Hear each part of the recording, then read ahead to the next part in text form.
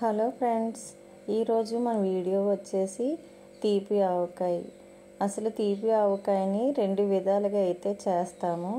ఒకటి పచ్చి ముక్కలను కలుపుతాము, ఒకటి మామిడికాయ ముక్కలను కోసి వాటిని ఎండబెట్టి సంవత్సరం అంతా నిల్వ ఉండేలాగా వాటిని అయితే తయారు చేస్తాము.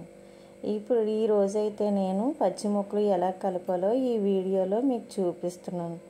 మీకు నచ్చినట్లయితే వీడియో ఒక లైక్ చేసి సబ్స్క్రైబ్ చేయండి ఫ్రెండ్స్, ప్లీజ్. ఇలా పచ్చి ముక్కలను కలుపుకోవడం చాలా టేస్ట్గా ఉంటుందండి. సంవత్సరం పాటు నిల్వ ఉంటుంది. ఇది నేను కలిపిన 3వ రోజు అయితే వేరే గిన్నెలోకి తీసుకుంటున్నాను, ఎండలో పెట్టాలని.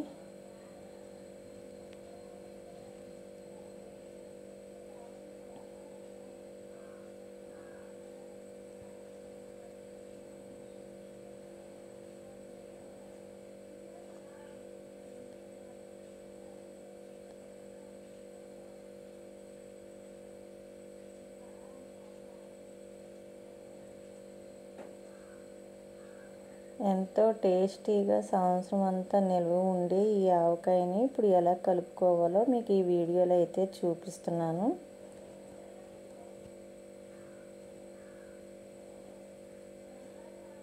చెప్పాను కదా, నేను రెండు విధాలుగా అయితే కలుపుతానని. అందులో కొన్ని ముక్కలు అయితే పచ్చి ఆవకాయకి తీసుకుంటున్నాను.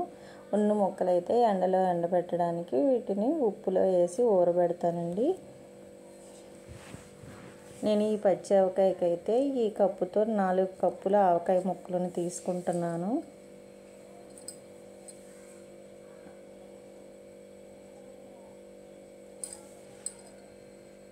మీరు ఏదైనా ఒక బౌల్ పెట్టుకున్నప్పుడు అది ఒకే పరిమాణంలో ఉండేలా చూసుకోవాలి.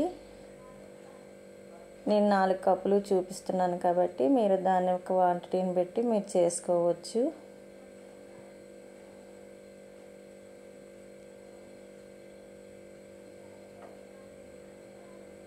అలా ఆ కప్పుతో 4 కప్పులు అయితే తీసుకున్నాను. అదే కప్పుతో నేను ఇప్పుడు దీనికి కావాల్సిన కొలతలు అయితే చూపిస్తాను.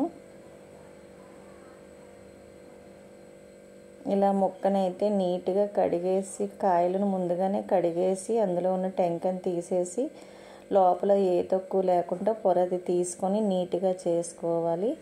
తడి లేకుండా ముక్కలను బాగా ఆరబెట్టుకున్న తర్వాతనే మనం ఈ ఆవకాయని కలుపుకోవాలి.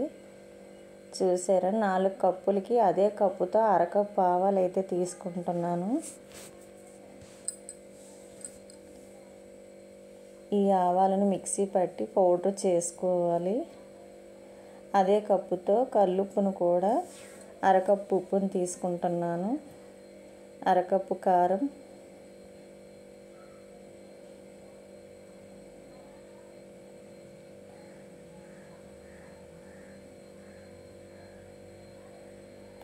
ఈ 4 కప్పుల ఆవకాయ ముక్కలకి అరకప్పు కారం అయితే తీసుకున్నాను. కల్లుప్పును కూడా మిక్సీ పట్టేసి మెత్తగా చేసుకొని ఇందులో వేసుకుంటున్నాను. అలాగే ఆవాలు కూడా మిక్సీలో వేసి ఆవపిండిని తయారు చేసుకొని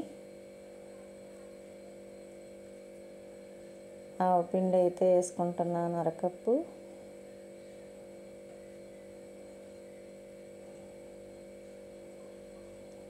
కొద్దిగా ఒక 2 టేబుల్ స్పూన్లని మెంతులు వేసుకోండి. నేను మెంతుల పలంగా అయితే వేసుకున్నాను. మీరు అవసరమైతే ఒక 2 టీ స్పూన్లు మెంతి పొడి కూడా చేసుకొని వేసుకోవచ్చు. ఏ కప్పుతో అయితే తీసుకున్నామో దాంతో అయితే కప్పున్నర బెల్లం సరిపోతుంది. నేనైతే కప్పు పావు అయితేనే తీసుకున్నాను. కప్పున్నర పూర్తిగా తీసుకోలేదు. దీనికి కరెక్ట్గా బెల్లం కప్పున్నర పడుతుంది. నేను కొంచెం కారంగా ఆవకాయ ఉండాలనుకుంటున్నాను కాబట్టి కొంచెం తగ్గించి తీసుకుంటున్నాను అదే కప్పుతో. ఇప్పుడు ఇవన్నీ కలిపేలా ముక్కకి ఇంకేలా బాగా కలుపుకోవాలండి.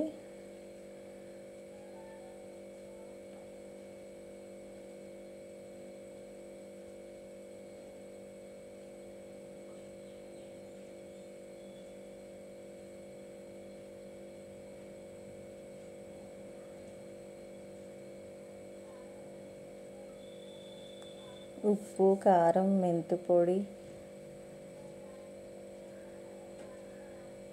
ఆవాల పొడి ముక్క అంతా కలిసేలా కలుపుకోవాలి. ఇప్పుడు కలుపుకున్న తర్వాత మనం ఏ కప్పుతో అయితే తీసుకున్నామో ఆ కప్పు నిండా అయితే నూనె పడుతుంది. 4 కప్పులు అయితే 1 కప్పు, అదే 8 కప్పులు అయితే 2 కప్పుల నూనె. అలా మనం కప్పు కొలతలతో ఏదైనా గిన్నె కొలతలతో చేసుకోవచ్చు. ఇప్పుడు ఈ పొడి ముక్కలు ఈ నూనెలో కలిపేలాగా బాగా అయితే కలుపుకోవాలి.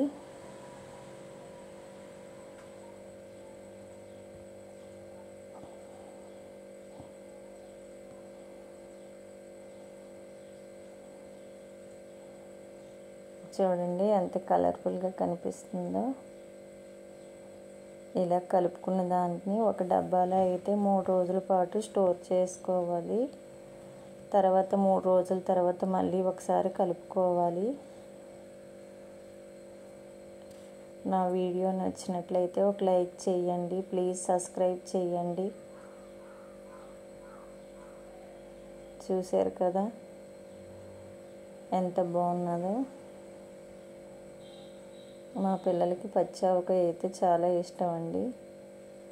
నేను వీటితో పాటుగా ఎండు ముక్కలను కూడా తయారు చేసి నా సంవత్సరం అంతా నిల్వ ఉండేలాగా ఉంచుతాను. ఇది అయిపోయిన తర్వాత వాటిని అయితే చేస్తాను. ఇందులోనే కొన్ని ఎల్లుల్లి రెబ్బలు అయితే ఒలిసేసి తీసుకోవాలి.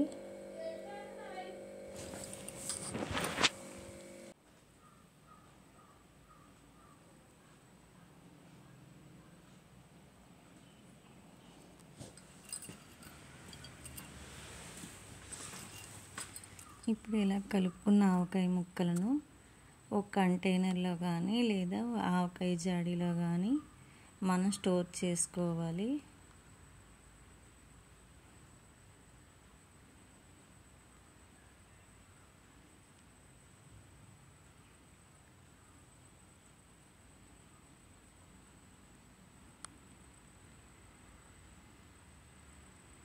నేనైతే ఒక ప్లాస్టిక్ డబ్బాని తీసుకున్నాను. అందులో ఆయిల్ కొంచెం వేసుకొని ఈ ఆవకాయనైతే అందులో స్టోర్ చేసుకుంటున్నాను.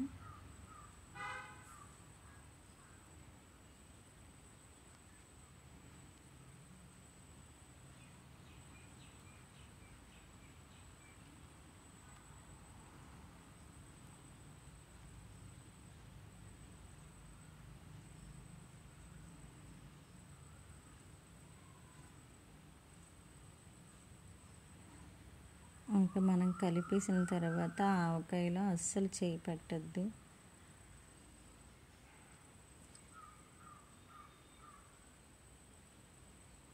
ఇప్పుడు మన పచ్చి ఆవకాయ అయితే రెడీ అయిపోయిందండి. దీన్ని 3 రోజుల తర్వాత తీసి ఇలా మూత పెట్టేసి ఒక దగ్గర పెట్టాలి.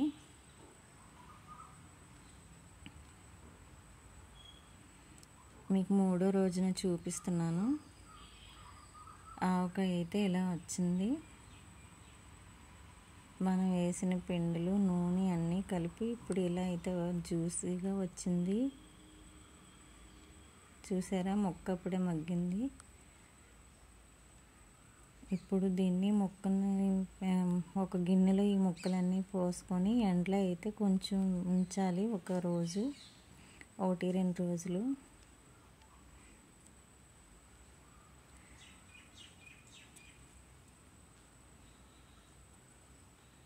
మూడు రోజుల్లో అయినా ఎండలో పెట్టచ్చు, లేదా 5 రోజుల్లో అయినా పెట్టుకోవచ్చు. నేనైతే 3 రోజుల్లోనే పెడుతున్నాను. ప్లీజ్ ఈ వీడియో నచ్చితే లైక్ చేయండి, సబ్స్క్రైబ్ చేయండి. Thank you.